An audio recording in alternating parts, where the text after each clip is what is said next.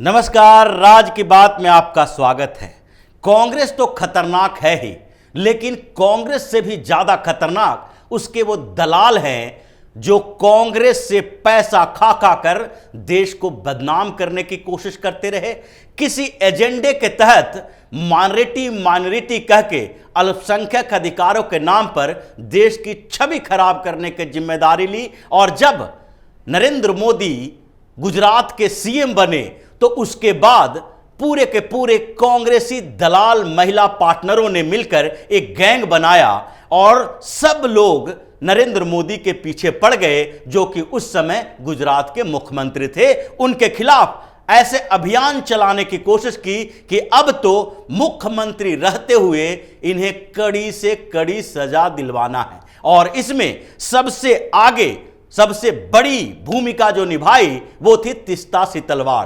तीस्ता सितलवाड़ ने जो कॉन्स्पिरेसी की है उसी की आज सजा मिल रही है, और उस साजिश की सजा ऐसी मिली कि कांग्रेस में भी हंगामा चल रहा है। और तीस्ता सितलवाड़ को जज ने डांट कर कहा कि अब कोई ऐसी साजिश नहीं चलेगी, सीधे सरेंडर करो, कोई बेल नहीं मिलने वाला है और इसे जेल के अंदर भेजो। तीस्ता सितलवाड़ वही तथाकथित सामाजिक कार्यकर्ता है जो कांग्रेस से पैसा खाकर, विदेशी पैसा खाकर प्रधानमंत्री नरेंद्र मोदी को पहले बदनाम करने की कोशिश की, और उसके बाद नरेंद्र मोदी यानी उस समय के गुजरात के मुख्यमंत्री मोदी के खिलाफ ऐसी कॉन्स्पिरेसी की कि इन्हें फांसी की सजा हो जाए। इसके लिए एक और नया तरीका अपनाया। एहसान जाफरी की बेबी जाकिया जाफरी को आगे लाया, उसके लिए गवाह तैयार किया और उन गवाहों के माध्यम से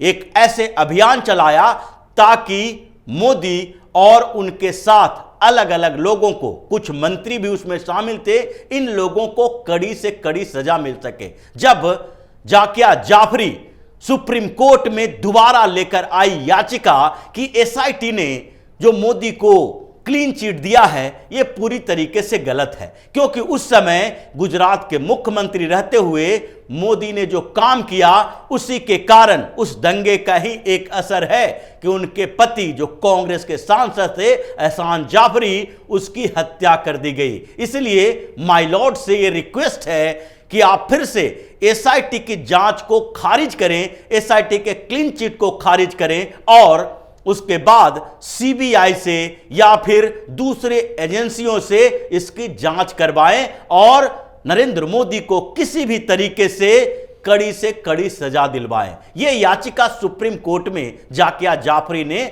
दायर की थी, लेकिन सुप्रीम कोर्ट ने याचिका को देखा, एसआईटी के इन्वेस्टिगेशन को देखा और सीधे उस याचिका को खारिज कर दिया। लेकिन उसके पीछे एक और शख्स खड़ी थी जिसके बारे में भी सुप्रीम कोर्ट में मामला चला, और वो थी तीस्ता सितलवाड़।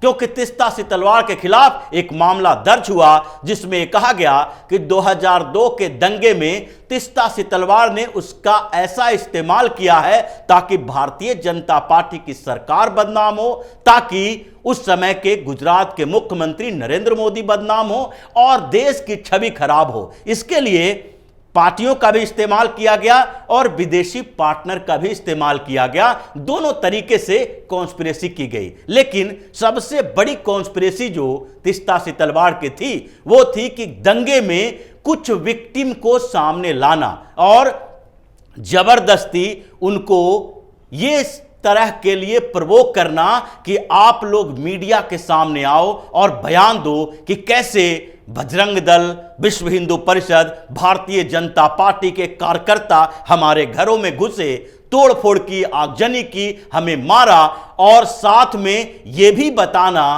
कि आसपास पुलिस खड़ी थी और पुलिस ने कुछ नहीं किया, ताकि यह लिंक जुड़ सके कि उस समय गुजरात के गृह मंत्री अमित शाह और मुख्यमंत्री जो नरेंद्र दामोदर दास मोदी हैं, ये दोनों को फंसाया जा सके। यानी गुजरात में जो दंगे हुए उसमें पुलिस की भूमिका और पुलिस को लेकर मुख्यमंत्री की भूमिका को साथ में जोड़ा जा सके, ताकि कोर्ट में यह साबित करना आसान हो जाए कि कैसे मुख्यमंत्री के आदेश पर पुलिस ने दंगा में उन लोगों का साथ दिया जो दंगा कर रहे थे, जो मुसलमानों की हत्या के लिए जिम्मेदार थे। लेकिन यह कॉन्स्पिरेसी कितने दिनों तक चलती? एसआईटी की जांच चल रही थी, स्पेशल इन्वेस्टिगेशन हो रहा था, और फिर जो एक मामला दर्ज हुआ कि क्या तीस्ता सितलवाड़ जिन लोगों को गवाह के तौर पर पेश कर रही है वो सही में गवाह हैं।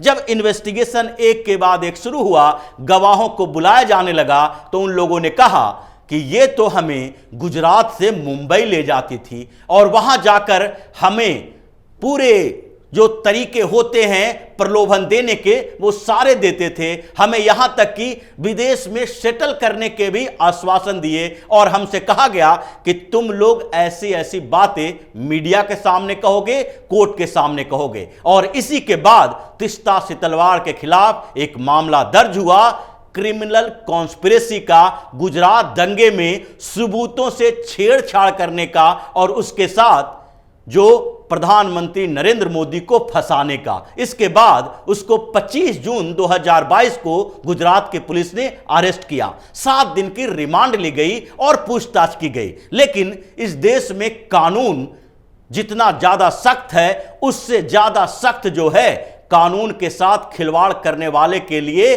उसको तोड़ मरोड़ कर पेश करना। और इसीलिए 7 दिन के अंदर ही पूरे कांग्रेस की लॉबी हावी हो गई, मीडिया में खबरें चलने लगी कि तीस्ता सितलवाड़ को फंसाया जा रहा है, जो कि मुंबई की बड़ी सामाजिक कार्यकर्ता हैं, जो जर्नलिस्ट भी रह चुकी हैं, और उन्होंने गुजरात के दंगे में बड़ी महत्वपूर्ण काम किए हैं, जो पीड़ित थे उनकी सेवा की है, उन लोगों को न्याय दिलाने के लिए गुहार लगाई है। ऐसा परसेप्शन क्रिएट किया गया ताकि जब सुप्रीम कोर्ट में मामला जाए तो सुप्रीम कोर्ट के जज ये सोचने को मजबूर हो जाएं कि एक बड़ी सामाजिक कार्यकर्ता को, जबकि गुजरात में भी भाजपा की सरकार है, केंद्र में भी भाजपा की सरकार है, तो ऐसे में फंसाया ही जा रहा है। और इसलिए यह अवधारणा क्रिएट की गई 7 दिनों तक, और फिर सुप्रीम कोर्ट में अर्जी डाली गई कि तीस्ता सितलवाड़ को अंतरिम राहत दी जाए, यानी कि इंटरिम बेल पर बाहर किया जाए।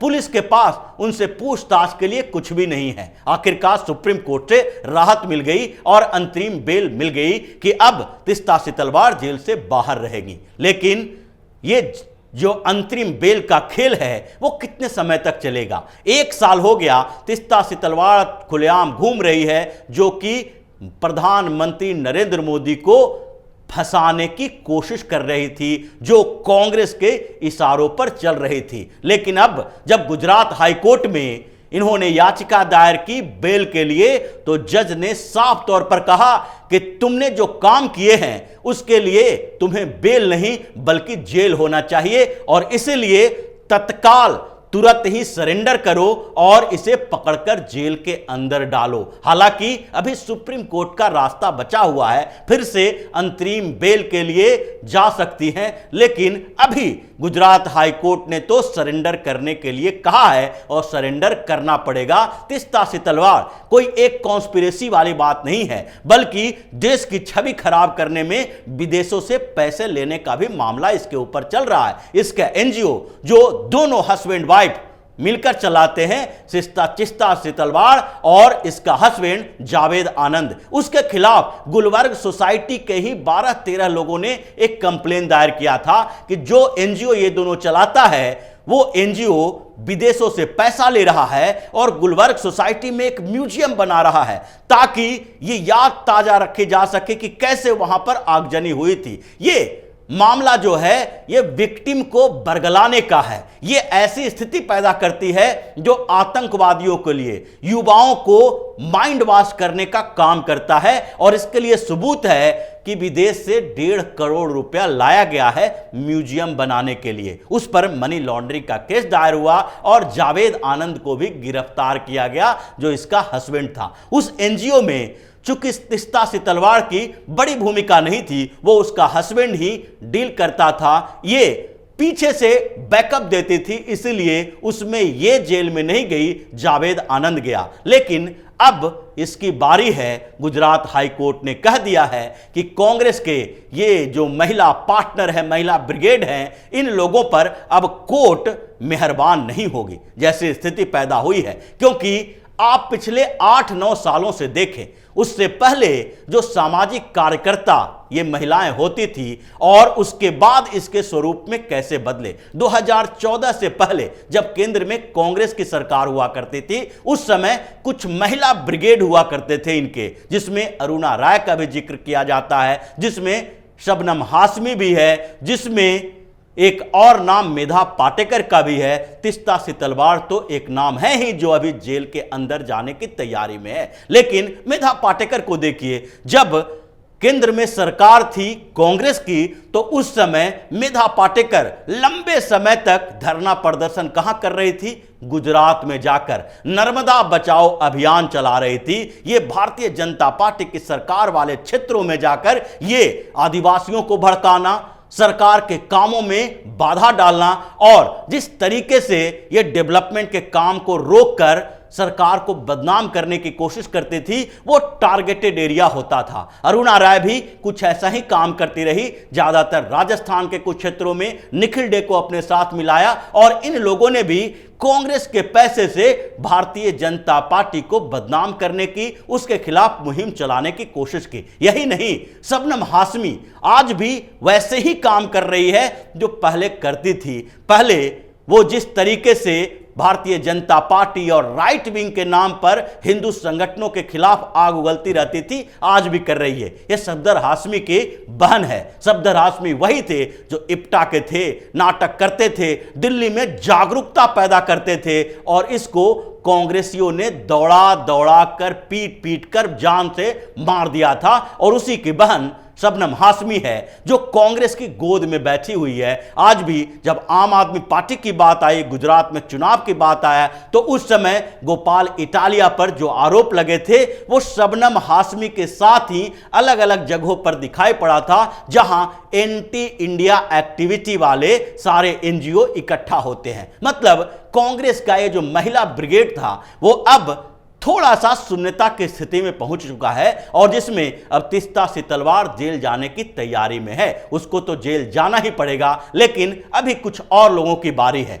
हालांकि ये ब्रिगेड अब शांत बैठा हुआ है, लेकिन लोगों को ये देखना चाहिए कि इन लोगों का एजेंडा क्या रहा है। अब तक जो कांग्रेस की महिला ब्रिगेड है, जो सोशल एक्टिविस्ट होने का नाटक करती है, ढोंग करती है और सिर्फ एक एजेंडे के तहत काम करती रही है, जिसको कांग्रेस की सरकारों से पैसा मिलता रहा है। और आज भी जहां जहां स्टेट में कांग्रेस की सरकार है, इन लोगों के पोषण पालन का व्यवस्था होता रहा है। जैसे कि अभी राजस्थान में गहलोत ने करना शुरू कर दिया है कि अब सोशल मीडिया इन्फ्लुएंसर जो होंगे उसको भी सरकार अपनी योजनाओं के प्रमोशन के लिए ऐड देगी, क्योंकि जो पहले से ऐड पॉलिसी सेंट्रल या स्टेट गवर्नमेंट की है, उसमें डिजिटल माध्यम से सोशल मीडिया के लिए कोई ऐड देने की व्यवस्था नहीं है। अब गहलोत यही करना चाह रहे हैं कि जो सोशल मीडिया इन्फ्लुएंसर है, जिसका यूट्यूब पर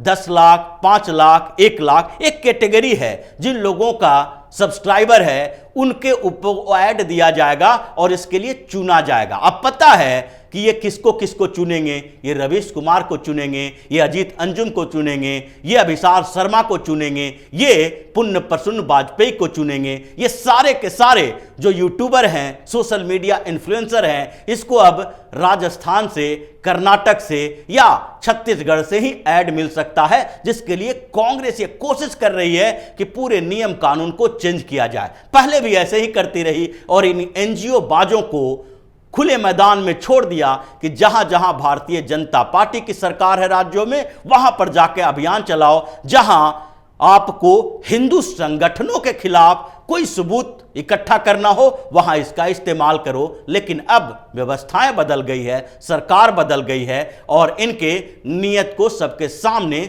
लाकर खड़ा कर दिया है, इसलिए इनके ऊपर अब एक्शन पर एक्शन लिया जा रहा है। तो इसी तरह की खबरों के साथ फिर से हाजिर होंगे। तब तक के लिए बने रहिए हमारे साथ और देते रहिए हमें सहयोग, ताकि इसी तरह की खबर हम आपके लिए लाते रहें। धन्यवाद।